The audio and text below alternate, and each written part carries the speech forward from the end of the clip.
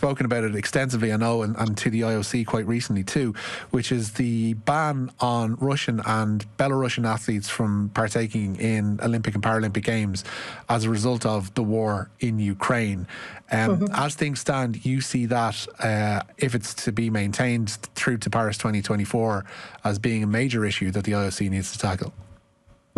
That's true. So first of all, what you said earlier, that it is very difficult for states to oversee all sports. I think that what the states have to do is to ensure that there is no discrimination and take positive measures to ensure that everyone has the right to sports, to perform and watch, etc. the sports. So in this respect, this kind of is very similar to what I've been saying with respect to the Russian athletes. What I said is that there has to be a distinction between Russia as a state and the actions of Russia as a state, and the action and then the rights of individuals. So Russian athletes, no one should be discriminated against for the actions of their state. So what I was saying is, what I always said is that, of course, Russia and Belarus can be excluded from sporting events, but when it comes to individuals, they should not be discriminated against just on the basis of their passport.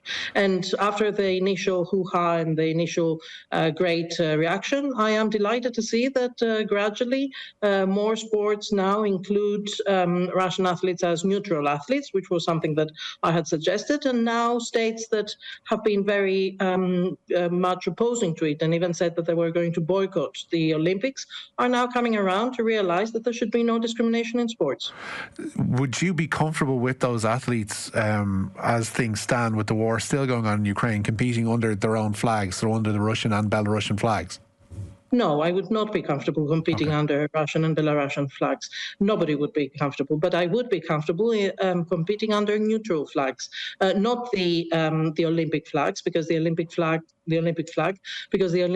has some connotations of positivity and positive connotations. But under a neutral white flag, I wouldn't have any problem with that. These are athletes more than just representatives of a state. So this is what I've been saying all the way, and this is what states are now coming around to.